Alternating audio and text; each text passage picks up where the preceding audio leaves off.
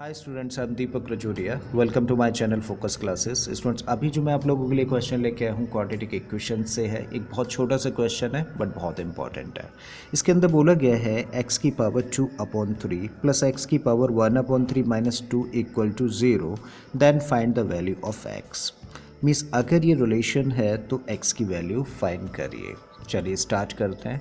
और इसको स्टार्ट करना है एक्सपोनेंट की एक प्रॉपर्टी से। और वो प्रॉपर्टी क्या है, हम लोगों ने पढ़ा है कि अगर a की पावर m के ऊपर पावर हम लोग n लगाते हैं, मीन्स पावर्स के ऊपर अगर पावर्स होती हैं then powers are multiplied, right. तब इस चीज़ को हम लोग क्या लिख सकते हैं, a की पावर mn, ठीक है।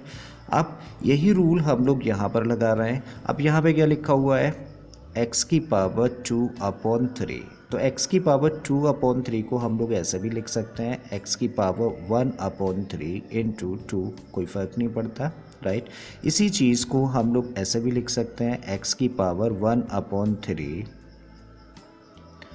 मीन्स पावर्स के ऊपर पावर्स होती हैं तभी मल्टीप्लाई होती है ना, तो इस फॉर्म में भी लिखा जा सकता है इसको, राइट। तो इसी चीज़ को हम लोग क्या लिख रहे हैं, इस चीज़ को लिख रहे हैं हम लोग x की पावर 1/3 और इसका होल स्क्वायर प्लस, इसको चलो ब्रैकेट में ही रख देते हैं, x की power 1/3 minus 2 equal to 0, correct.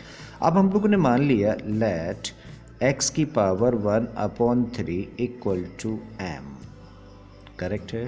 तो क्या लिख सकते हैं इसकी इक्वेशन को, तब लिखा जा सकता है इसको m square plus m minus 2 equal to 0, correct है।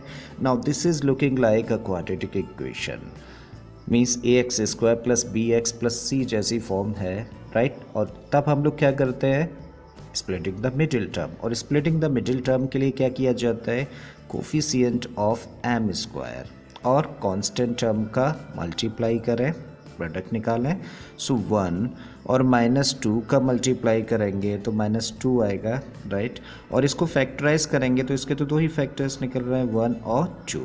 तो जब माइनस होता है ना प्रोडक्ट, तब एक फैक्टर में से दूसरे फैक्टर को माइनस किया जाता है और क्या लिया जाता है, कोफिशिएंट ऑफ m, ठीक है।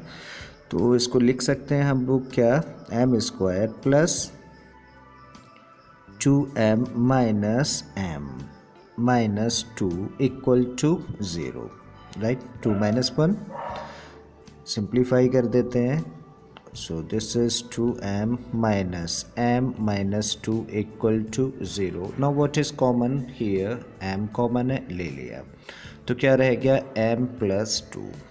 अब इन दोनों टर्म्स में से क्या कॉमन है, कुछ भी नहीं दिख रहा है तो -1, ठीक है। सो m और इस माइनस की वजह से क्या हो गया, +2 एंड दिस इक्वल टू 0।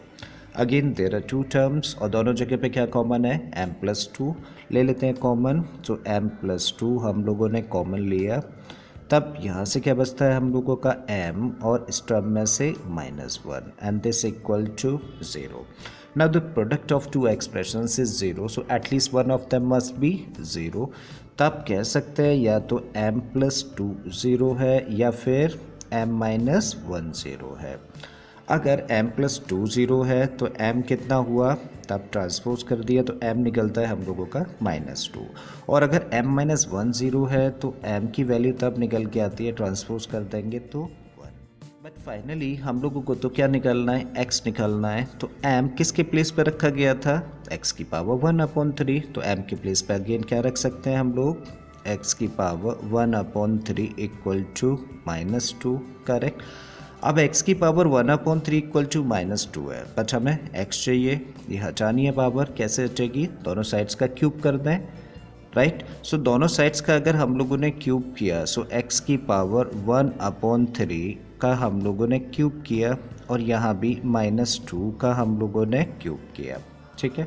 सो जब क्यूब करेंगे पावर्स के ऊपर पावर्स हैं, पावर्स आर मल्टीप्लाइड, उस केस में क्या हो जाएगा, x की पावर 1/3 इंटू 3, 3 से 3 कैंसिल हो जाएगा और क्या रह गया x। तो क्या लिख सकते हैं, x इक्वल टू, और एक नेगेटिव नंबर का क्यूब कैसा होता है, नेगेटिव, इसका मतलब आंसर होगा हम लोगों का माइनस में, और 2 का क्यूब कितना हो गया, 8। सो एक वैल्यू निकल के आती है क्या, x equal to -8।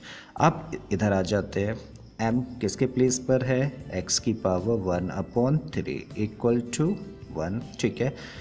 Taking cube of both side, दोनों साइड का क्यूब ले रहे हैं, तो इधर क्या हो जाएगा, x equal to 1। So x equal to 1 and x equal to -8 is the answer of this question. लिख देते हैं।